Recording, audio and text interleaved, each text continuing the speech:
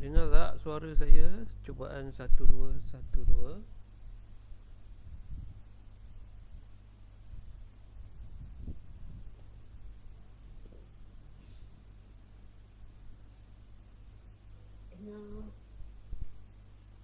Kita punya video sekarang boleh tonton secara langsung live di Facebook saya dah kongsikan linknya, dah berlangsung pun. Mm-mm.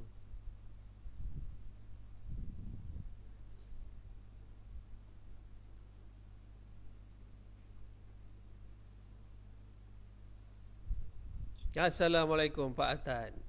Akhirnya, akhirnya, akhirnya. Ada pun ini otai kita. Saya perkenalkan ya, inilah saya punya rujukan, sumber rujukan kalau dari segi muziknya, dari segi temponya. Otai orang lama, dia memang penggiat. Pak Atan ni penggiat seni bangsawan dari Indonesia lagi. Dari kecil memang Pak Atan dah belajar muzik, dah dalam bangsawan tu sendiri, dan berhijrah ke Malaysia. Kemudian beliau banyak boleh bermain alat muziknya, hampir berapa belas alat muzik. Muzik yang utama macam piano, akordion, biola, seruling, bass, apa lagi gitar, gambus. Bukan tu saja, Pak Atan pun boleh membaiki alat muzik tu sendiri, ya. Dan memang inilah saya punya sumber rujukan kalau dari segi muzik, dari segi bunyi, dari segi temponya, uh, dari segi notasi muziknya, dari segi bar muzik tu. Sebenarnya saya ada merancang untuk buat apa tu, notasi muzik untuk dendangan syair ni sendiri. Minta bantuan Pak Atan dari segi dendangan, bukan dari segi muzik yang ada bridge, intro tu semua kan. Supaya lebih mudah untuk, kalau ada bengkel je, kita boleh bawa, saya boleh bawa sekali notasi muzik tu yang dibuat oleh Pak Atan nanti, untuk panduan kepada peserta. Lebih mudah membacanya. Notasi muzik tu, tangga nadanya mana, yang mana dia punya note yang mana, apa semua kan. Itulah, inilah orangnya Pak Atan. Baik, Cikgu Ahmad Ramli kita pun dah sampai. Assalamualaikum Cikgu. Kita sekarang bersiaran langsung di Facebook saya. Sesiapa pun boleh tengok kita punya video Google Meet ni. Kita malam ni berbincang tentang pemurnian dendangan syair tu dalam masa sejam atau sejam setengah dari sekarang, insyaAllah. Kita cuba berbincang, merungkai apa yang boleh, sama-sama berbahagi pengalaman, berbahagi ilmu, serba sedikit untuk panduan peserta-peserta, pendendang-pendendang syair, supaya lebih tambah baik, supaya lebih meningkat kualiti prestasi dendangan, baik dalam mutu persembahan ataupun pertandingan. Berbeza kan, kalau persembahan di atas pentas pun perlukan seni persembahan tu, menuntut dari segi teknik vokal yang baik, dari segi busana semualah. Kalau kita mendendangkan syair untuk anak-anak sendiri di rumah, tak adalah peraturan, tak perlulah memberatkan benda-benda tu semua kan. Itu perbezaannya. Dan semestinya dendangan syair ni pun adalah sebuah bentuk nyanyian. Macam mana pula kita ada juga yang mengatakan yang bersyair ni bukan macam menyanyi, bukan macam berlagu asli. Sebenarnya kita melihat panduan yang paling dekat dengan dendangan syair ni adalah nyanyian lagu asli, sebab banyak berlenggok, berlenggok ornamentasi, patah lagu, iramanya hampir-hampir sama dengan lagu asli. Itu sebenarnya kita membuat rujukan dari segi dendangan tu kepada nyanyian lagu asli sebenarnya kan. Baik, sekarang ni malam ni kita santai-santai saja. Kita nak merungkai isu-isu yang timbul dalam dendangan syair itu sendiri. Mulai tahun lepas, kalau untuk Dewan Bahasa dan Pustaka telah pakai skema pemarkahan yang digunakan oleh Jabatan Warisan Negara yang bermula pada tahun 2018. Skema pemarkahannya agak berbeza. Ada 4 bahagian utama yang diperincikan. Sebelum tu ada skema pemarkahan yang lain yang dibuat oleh Dewan Bahasa dan Pustaka, dan perbincangan untuk skema pemarkahan yang baru oleh Jabatan Warisan Negara tu, saya dengan Cikgu Zarina antara orang yang terlibatlah dalam perbincangan awalnya. Cuma kami tak dapat salinan yang lengkap selepas tu, sebab bengkel yang kedua kami tak terlibat. Bengkel yang pertama tu kami terlibat, ada masa sesi perbincangan skema pemarkahannya. Baik, Cikgu Ahmad Ramli, macam mana nak mulakan dulu apa isu-isu yang timbul di dalam pertandingan dendangan syair yang kita boleh sama-sama bawa bincang, sama-sama cari jalan memurnikan apa yang sepatutnya yang boleh dibuat ditambah baik. Dipersilakan Cikgu Ahmad Ramli ni, beliau merupakan seorang penyanyi lagu puisi yang terkenal tahun 90-an dulu RTM selalu memang beliau lah antara, kalau lagu puisi je kita dengar selain kumpulan Kopratasa, Cikgu Ahmad Ramli. Beliau seorang pendidik, pensyarah dari IPG. Saya punya kawan Cikgu Sofia pun anak murid beliau juga. Dia kirim salam kepada Cikgu Ahmad Ramli. Dia kata Cikgu Ramli ni memang seorang yang lembut sangat, macam sifat ayah-ayah. Dari segi pembawakan lagu puisinya pun macam itulah, kita boleh nampak kan lagu-lagunya tu sangatlah mendayu-dayu, dan beliau juga sangat mahir dalam ilmu taranum tu. Nanti kita tengok apa yang beliau nak kongsikan tentang lagu puisi dan juga dendangan syair ni. Dipersilakan Cikgu Ahmad Ramli. Terima kasih sudi berkongsi ilmu pada malam ni. Mudah-mudahan bermanfaat, kita boleh berbagi sesama. Dipersilakan.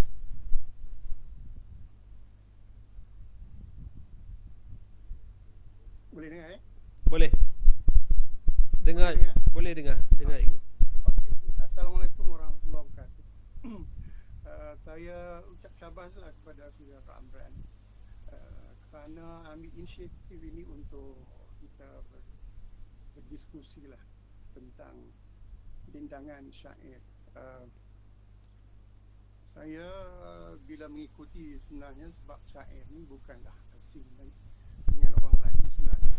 Lagi orang macam saya ni banyak terlibat dengan lagu-lagu asli, lagu-lagu Melayu lah. Jadi syair betul lah macam Saudara Amran kata tadi, dia syair ni, dia adalah lagu juga. Lagu, bila kita kata lagu, maknanya dia tertakluk lah kepada peraturan-peraturan lagu, teori musik dan sebagainya. Jadi saya bila mengikuti, saya pernah mengendalikan beberapa siri dendangan syair ini, dan saya dapati yang sedia ada di sekitar kita ini nampaknya tidak begitu faham tentang apa tu teori-teori dan bagaimana ianya didendangkan. Jadi saya, kalau kita nak katakan sebelum you nak mendendangkan syair itu, you perlu menguasai teori muzik, itu sukar jugalah, sebab nak menguasai teori-teori ini memang mengambil masa dan perlulah pada kelas-kelas formal dan sebagainya. Tetapi bagi orang kebanyakan kebiasaan, mereka hanya mendengar. Tetapi bagi saya, mendengar itu okey, ramai orang boleh menyanyi dengan cara mendengar, tetapi kita tak boleh lari daripada memahami juga sedikit sebanyak tentang teori-teori muzik yang terlibat di dalam mendendangkan sebarang lagu. Memang saya terlibat dengan lagu puisi, dan pengalaman saya mencipta lagu puisi. Kemudian saya mengubah muzik-muzik yang mengiringi lagu puisi, dan juga syair juga saya buat, cuma saya tak dapat nak exposekan benda itu sebab saya telah terlibat dalam zona lagu-lagu puisi. Jadi kalau saya terlalu sangat melibatkan diri dengan dengan syair dan sebagainya, mungkin pihak-pihak yang lain menganggap saya tidak memberi tumpuan pada lagu puisi. Tapi sebenarnya kalau saya menumpukan pada lagu syair juga, itu bermakna saya menumpu kepada nyanyian. Tak kira lah nyanyian itu lagu moden, nyanyian lagu puisi, dendangan syair, atau kita nak panggil dendangan, tapi nyanyi juga maknanya. Dendang itu nyanyi lah.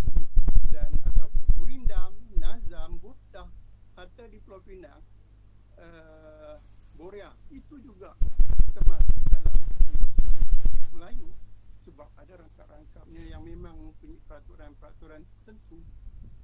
Jadi banyak benda yang kita buat bila melibatkan nyanyian, maka dengan sendirinya kita tertakluk pada teori-teori musikal yang sedia ada. Kalau lagu Melayu ini, banyak sebenarnya lagu-lagu Melayu itu dipengaruhi oleh seni Taranum. Banyak. Mungkin orang belum mengkaji bagaimana dia nak dikaitkan. Kalau kita nak bincang di sini pun memang mengambil masa yang sangat panjang. Sebab saya sendiri mengkajilah bagaimana lagu Melayu ini bentuknya sangat asing berbanding dengan lagu-lagu Inggeris, lagu-lagu negara yang lain. Jadi maka saya dapat satu keputusan, satu jawapan bahawa lagu-lagu Melayu ini, terutama lagu-lagu asli, syair dan sebagainya, sangat rapat dengan perkembangan seni Taranum. Sangat rapat. Yang mana kalau kita kata lagu-lagu yang dalam nada irama, dendangan syair yang dalam nada minor itu, dia sebenarnya kalau mengikut dalam ilmu Taranumnya, dia dipanggilkan nahawan. Nahun. Minor sebenarnya ada dalam skala ataupun makam lagu nahawan. Dan kalau ianya berada dalam skala major, maka kita boleh kaitkan dia, boleh nampak bahawa dia adalah dalam skala makam Ciharka. Contohnya lagu Batu Belah. Batu Belah memang 100% menggunakan skala Ciharka. Ya, Ciharka. Right? Okey, itu saya nak memperkuatkan bahawa untuk mengetahui sedikit sebanyak tentang bagaimana nak mendendangkan lagu, kita kena tahu teori-teori muzik itu sendiri. Yang sedikit banyak kita tahu ialah bahawa dalam irama muzik ini, termasuk dendangan syair, dia mesti ada tone, bunyi yang berbeza-beza. Dia mesti ada itu, sekuen itu, berstruktur, berskema. Itu adalah muzik. Yang kedua, kita mesti kenal nada, key. Banyak orang menyampaikan syair mula dengan nada yang satu, A dengan satu, kemudian bila di tengah ditukarnya nada dan hujungnya nada dah jadi lain. Yang ni tak sepatutnya berlaku dalam penyampaian syair. Sepatutnya dia kekalkan nada itu daripada awal sehingga akhir, nadanya sama. Dan amat malang sekali kalau kita katakan bahawa syair ini, dendangan syair ini tidak ada tempo. Itu kesalahan yang sangat besar. Kerana setiap lagu yang dicipta mesti berasaskan kepada tempo. Sebagaimana dendangan syair itu boleh disampaikan secara bebas gitu, ada istilahnya yang digunakan. Tetapi asal kepada penciptaan itu mestilah bertempo. Bagaimana dia disampaikan? Boleh ada dua. Satu, dalam tempo, ataupun tidak menggunakan tempo, ataupun free tempo. Yang baru ni saya dah di dalam FP saya dah sebut dah. Kita ada satu istilah dalam muzik yang dipanggilkan rubato. Rubato itu kalau boleh dirujuk bahawa rubato itu adalah kaedah bagaimana kita memanjang atau memendekkan sesuatu itu untuk menyedapkan persembahan. Dan unsur rubatu ini sangat banyak dalam lagu-lagu syair. Dalam syair kita ambil contoh yang menunjukkan tentang rubatu. Syair, bukan syair, lagu lama yang didendangkan oleh Ar Ismail. Saya ingat Amran biasa mendendangkan lagu ini dalam YouTube-nya.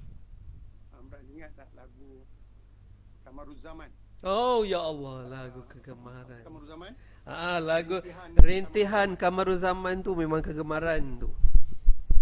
Memang. Rintihan Kamaruzzaman merupakan satu contoh yang terbaik dari segi lenggok, cengkok, ornamentasi yang ada dalam itu, yang di dalamnya ada dua unsur.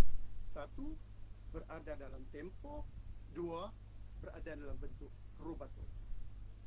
Kalau kita tengok di bahagian awalnya dibuat secara rubato. Sunyi sepi. Amran, ingat kan? Ya, ingat. Itu ada rubato. Yang dalam tempo, angin lalu, itu dalam tempo. Kan? Ada dua kaedah yang digunakan untuk lagu tersebut. Dan kita perhatikan betul-betul, itulah seni yang ada dalam lagu Melayu. Dan juga mungkin lagu-lagu lain. Dan seni ini dibawa ke dalam syair, ataupun rubato itu dibawa dalam syair. Maka syair boleh berada juga dalam dua keadaan, bertempo ataupun secara rubato. Kalau kita tengok syair Selendang Delima, memang dari awal sampai habis rubato. Dia bawa cara masing-masing ikut. Dan rubato ni tak boleh ditulis. Tetapi kalau kita mengetahui asas penciptaan lagu itu, maka kita dapat kenal pasti manakah tone yang duduk dalam beat yang pertama. Dia mesti duduk dalam counting 1, 2, 3, 4. Kalau kita dapat mengenal pasti ini, maka kita akan dapat mengenal struktur lagu itu mengikut tempo, tetapi disampaikan dalam bentuk rubato. Saya ada beberapa contoh yang saya rasa tak perlu saya bagi di sini, akan mengambil masa yang insya-Allah kalau diizinkan kita boleh terbitkan contoh-contoh syair yang sama yang dibuat dalam bentuk rubato, syair yang sama juga dibuat dalam bentuk bertempo. Saya mempunyai contoh 3 irama syair yang telah saya masukkan dalam bentuk rubato, kedua-dua sekali rubato dan juga bertempo, iaitu Batu Belah, Rindu, Sarawak ataupun Narasi itu, dan juga ada satu lagi saya tengok, ada 4 semua. Saya dah buat dah. Boleh saya bila-bila saja saya boleh terbitkan sebagai contoh untuk memahami apa yang dimaksud dengan rubato. Jadi banyak juga peserta-peserta yang mengambil bahagian di dalam pertandingan-pertandingan ini. Dan sebenarnya pertandingan-pertandingan kita ni banyak lebih kepada mendendangkan syair, bukan menulis, mencipta lirik ataupun Irama itu sendiri. Jadi bila ia melibatkan dendangan, maka kita perlu lihatlah apakah cara mendendangkannya dengan betul, dengan lebih baik, ataupun mungkin orang banyak mengatakan bahawa mereka dah betul. Okey dah betul tak apa, tapi kita nak membaiki lagi supaya kita akan dipandang tinggilah oleh masyarakat dunia bahawa kita seni Melayu ini juga tahu tentang hukum hakam dalam menyampaikan hasil seni kita. Jangan orang di luar sana menganggap kita tidak tahu sebenarnya. Sepatutnya kita apply kan apa teori muzik itu, apply kepada ilmu seni muzik yang ada di dalam negara.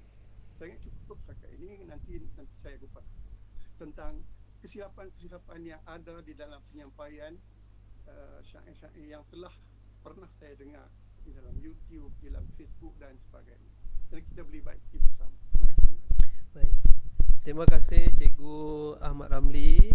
Bukan saja seorang penyanyi lagu puisi, tapi beliau juga boleh mencipta lagu puisi itu sendiri. Itu betapa pentingnya bila kita menuntut ilmu kepada orang yang betul-betul mahir, yang ada ilmu teori dan amalinya, teori dan praktikalnya, supaya kita lebih jelas terma-terma muziknya, panduan kita lebih terarah, tidak tersasar, tidak menyeleweng, tidak menyimpang ke arah yang lain. Dan Cikgu Ahmad Ramli tadi dah kupas tentang rubato tu, yang temponya agak bebas, tapi kalau bila kita terbitkan lagu tu, saya bagi contoh lagu Ghazal untuk Rabiah pun ada rubato di permulaan lagu.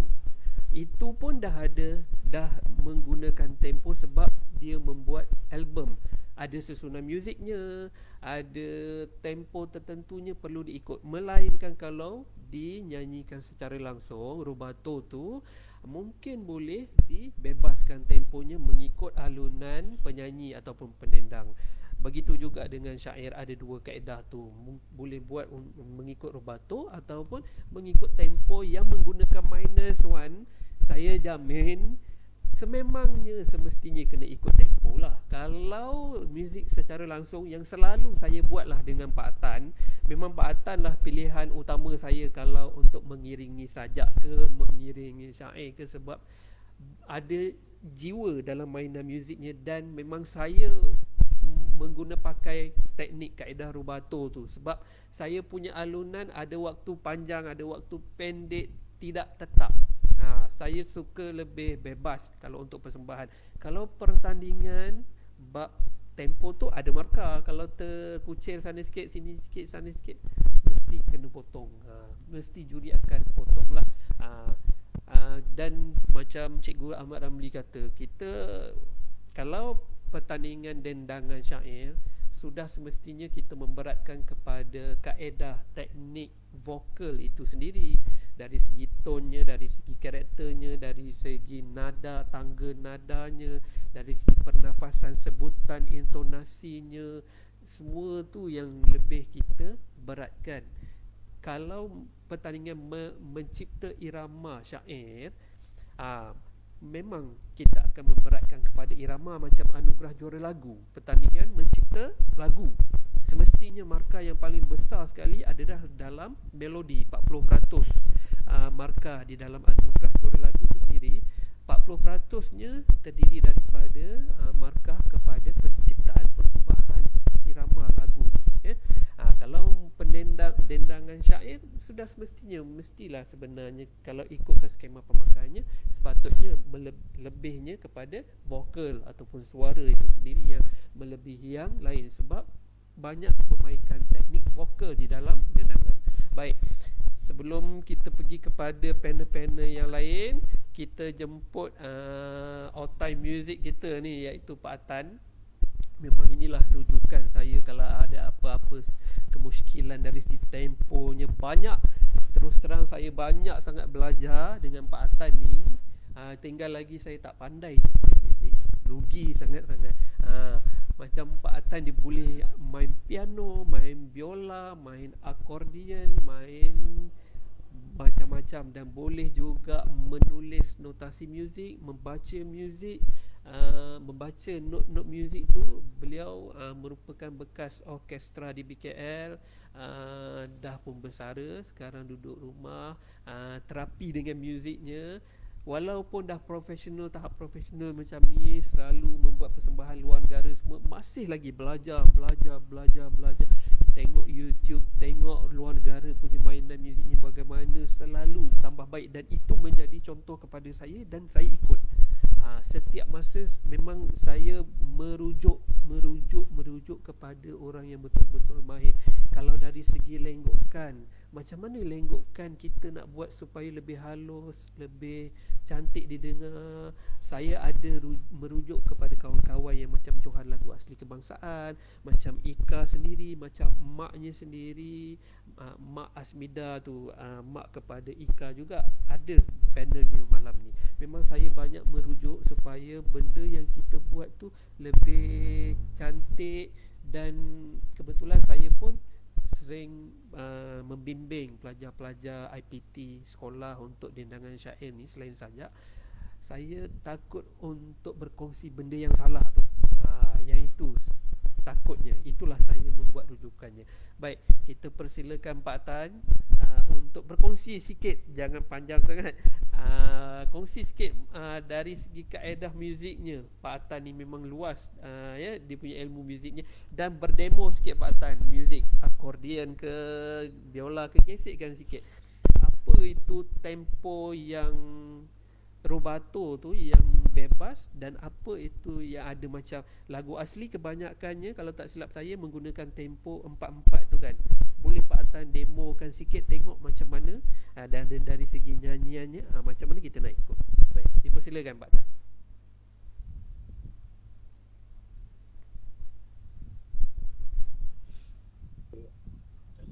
Halo Amran, boleh dengar Pak Atan cakap? Baik, boleh dengar jelas. Assalamualaikum semua sahabat-sahabat saya. Selamat Hari Raya. Sebenarnya saya tak ada apa pun. Cuma saya kebetulan sejarah hidup saya memang bekerja dalam bidang muzik. Jadi memang terpaksa lah saya dalam bidang itu, memang belajar lah sampai sekarang. Bukan ada apa pun, berdasarkan minat daripada kecil. Jadi saya setuju dengan cakap Cikgu Ramli tadi. Memang itulah salah satu elemen muzik yang dalam kita menyanyi atau bersyair dan sebagainya. Memang itulah sebenarnya yang mesti kita ada sikit, tak banyak pun, tapi kita faham sudah cukup untuk kita berlatih sendiri. Di sini macam Amran, Pak Atan nak menekankan sikit bukan apa, penambahan sikit saja, semua orang boleh buat. Berlatih pitching berdasarkan skill-skill yang kita tahu, dan kita boleh menambah skill tu.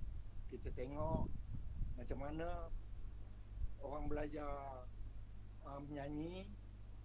Dari situ kita dapat rasa yang mana yang tepat, kurang tepat, dan cantik, bagus, lebih bagus. Semua orang boleh buat, insyaAllah. Jadi mengenai yang hendak Pak Atan demo ni, macam mana Amran, pasal kelengkapan ni, hubungan kita ni tak berapa jelas lah. Main-main begitu saja boleh lah.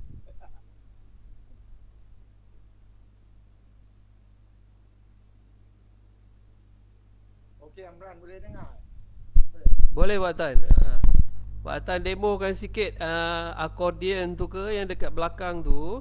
Pak Tan demo kat akordion tu, bunyikan untuk irama lagu Seri Mersing ke. Oh ya, itu ya. Contoh sikit aja lah.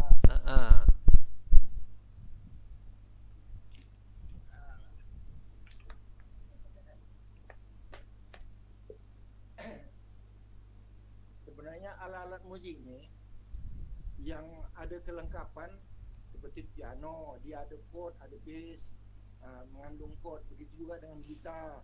Jadi salah satu daripada alat muzik yang macam itu akordion ni lah, sebab dia ada kiri kanan.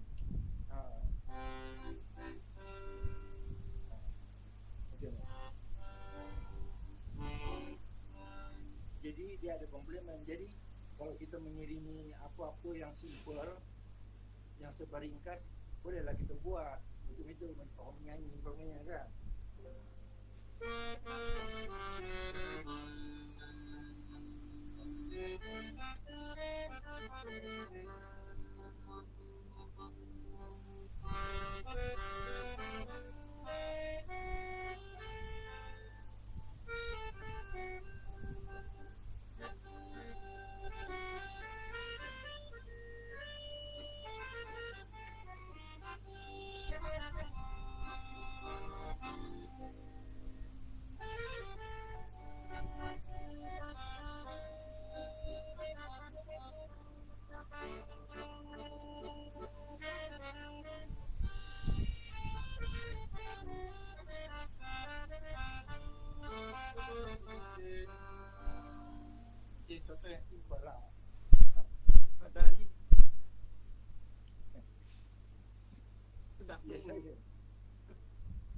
sedapnya Pak Atan main. Terima kasih. Tak ada lah, biasa saja, bukan ada apa. Itu semua orang boleh belajar benda tu, simple saja.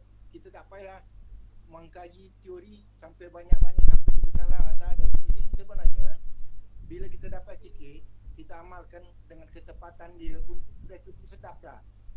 Apalagi orang yang ada suara macam sahabat-sahabat kita ni yang ada suara memang boleh sangat. Cuma kadang-kadang kita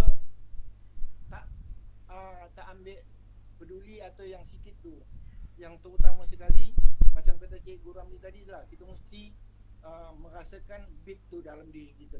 Beat saja. Mengenai batu lanjutan itu boleh kita dapat daripada pergaulan kita daripada kawan-kawan yang lain. Kalau kita bercampur lah. Itu saja. Pak Atan ada permintaan lah. Boleh tak? Ika nyanyikan lagu berdesing tak? Tak berdesing kot, mudah-mudahan. Ika nyanyi lagu Seri Mersing tu, Pak Atan mainkan akordion ni, bolehkah? InsyaAllah boleh lah. Ambil key dulu. Dengar ya. Ini panduan ya. Kalau dengan pemuzik, kalau dengan pemuzik kita kena ambil kunci suara tu dengan pemuzik.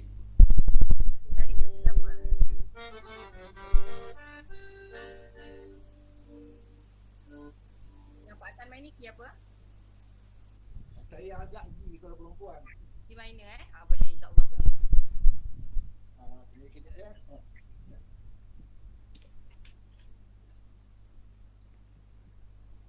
Nampak mudah tak?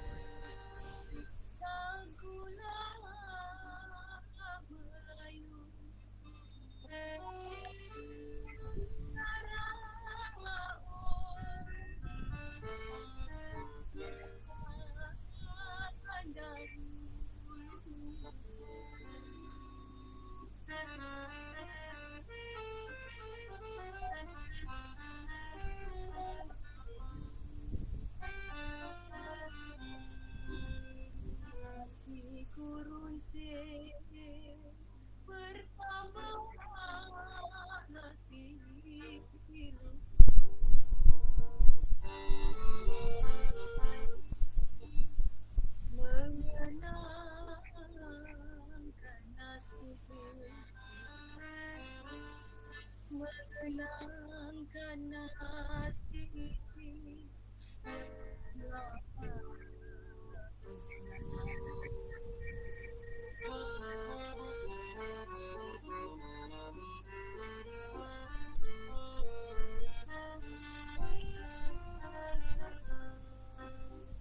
hatiku runsing bertambah lagi.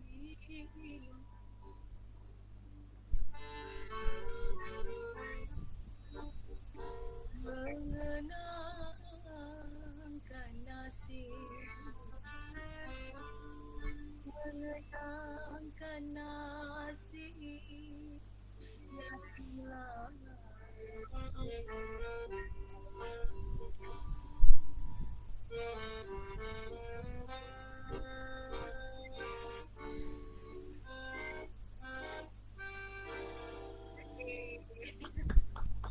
Terima kasih. Ya Allah. Tak boleh tahan. Bagus. Sikit aja lah. Boleh ada dua tu. Terima kasih Kak. Inilah seni pusaka bangsa kita yang kita kena pertahankan.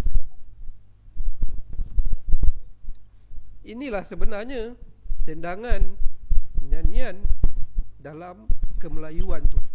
Kita sampai apa yang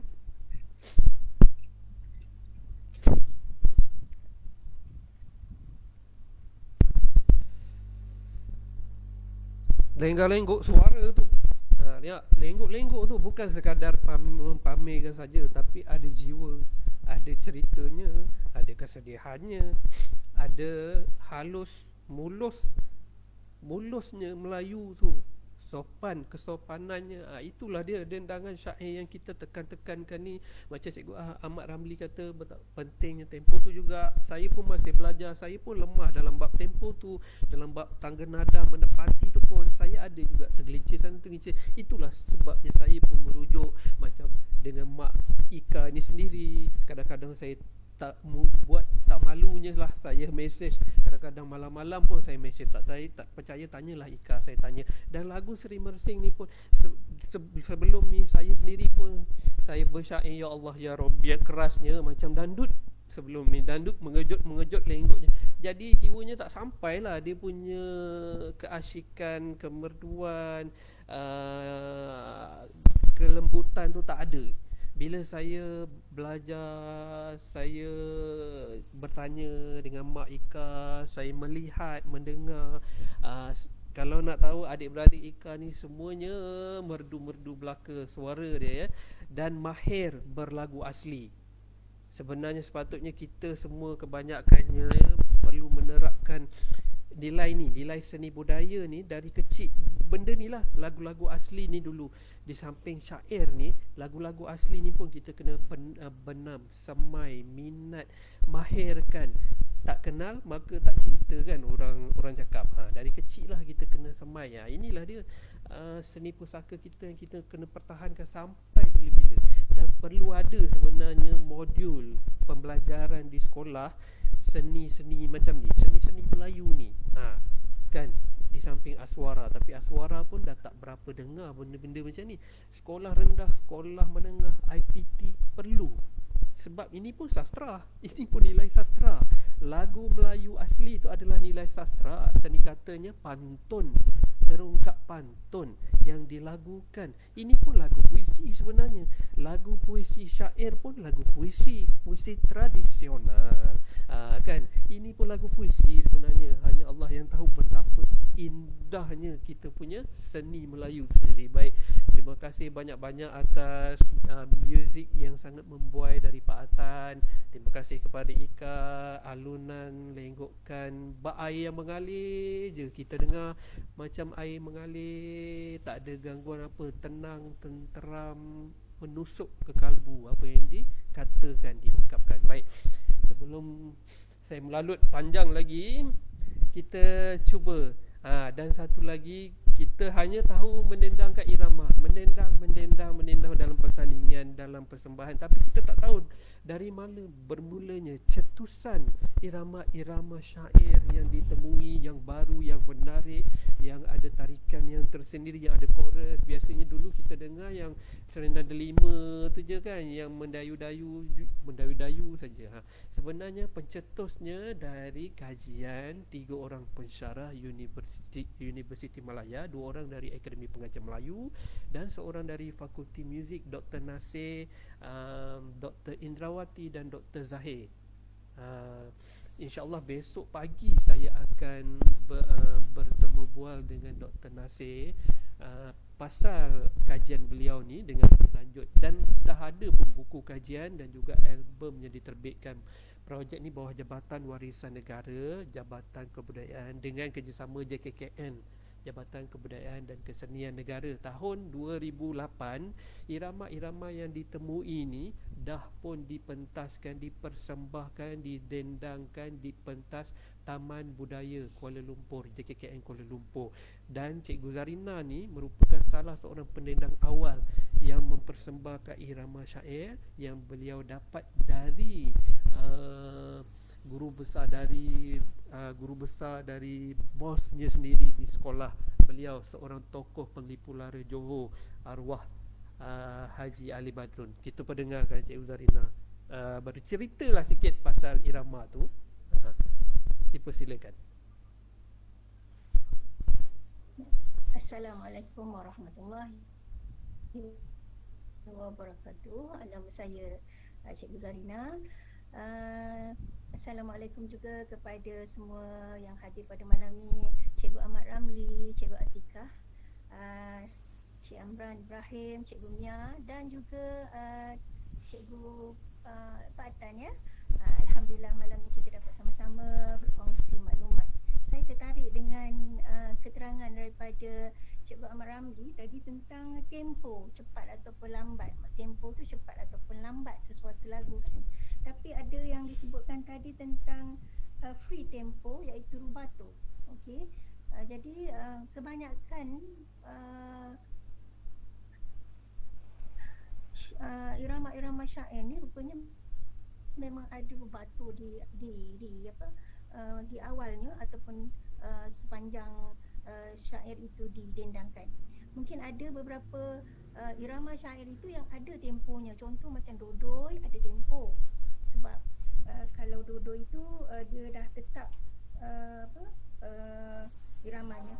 Bismillah itu suatu asma, suatu disebut mula pertama. Jadi dah ada dia tempo. Tapi kalau yang rubato tu mungkin kepada perindu. Saya tengok pada sini kalau mengikut penerangan Cik Ahmad Ramli tadi. Inilah tuan suatu cerita, dagang yang yatim empunya kata.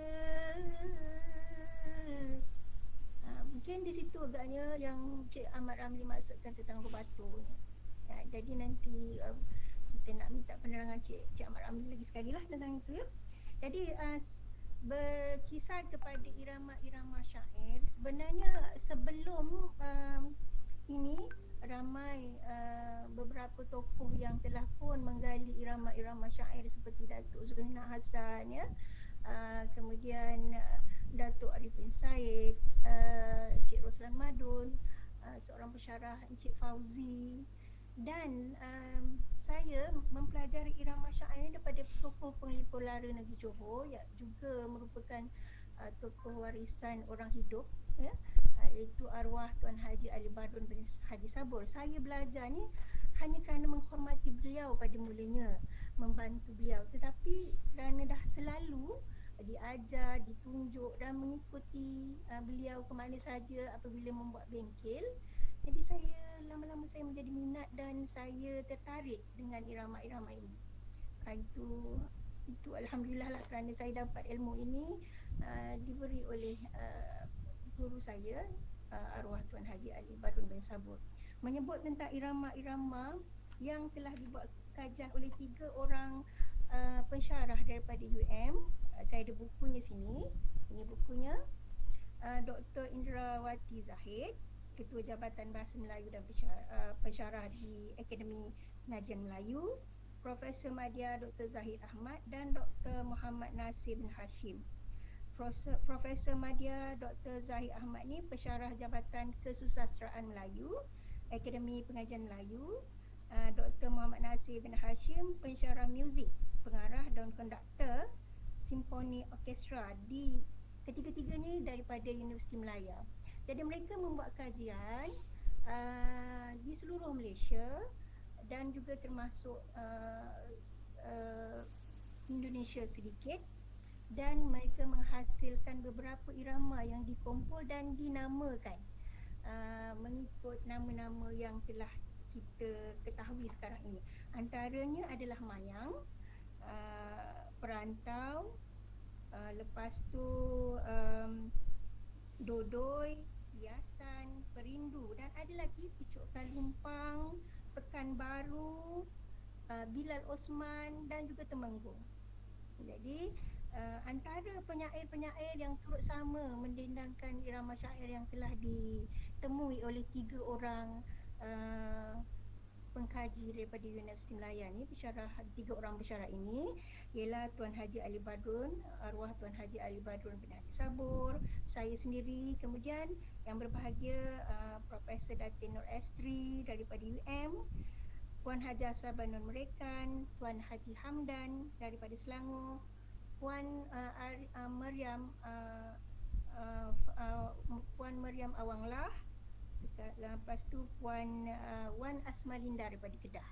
Jadi kami mendapat tugasan untuk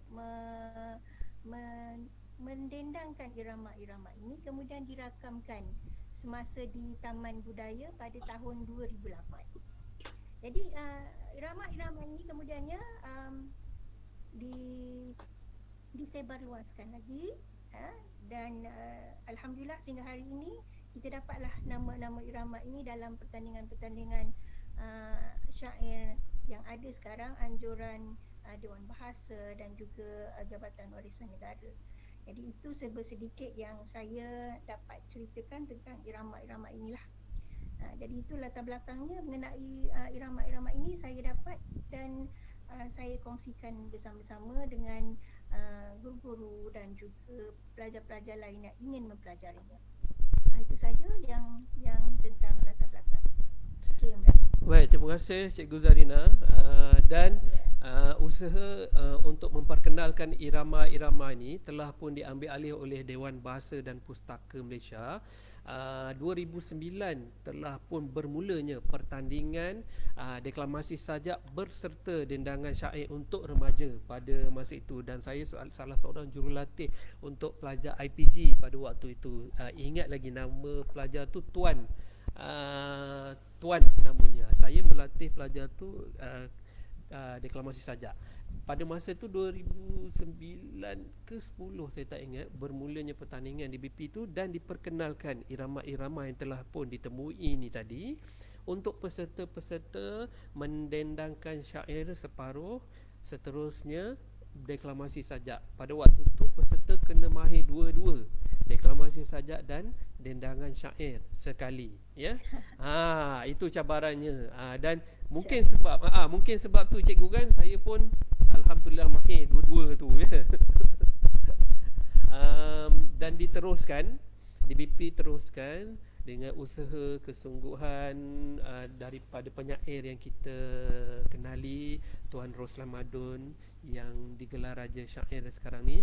Beliau meneruskan usaha dengan pegawai Dewan Bahasa dan Pustaka, Puan Zaitun, dah pencen orangnya, dan beliau jugalah yang sering membawa saya, mendidik saya, memberi saya ruang dan peluang untuk belajar dalam bengkel-bengkel dendangan ni, dendangan syair dan juga deklamasi sajak pada awalnya, ya, sehingga sekarang saya lebih kenal apa itu syair, dendangan, apa itu deklamasi, lebih baik, ditambah baik dari semasa ke semasa. Dan mereka telah pun menerbitkan album untuk rujukan program latihan khidmat negara pada masa itu, untuk diedarkan kalau tak silap saya kepada peserta-peserta PLKN. Dan di dalam PLKN tu ada penghayatan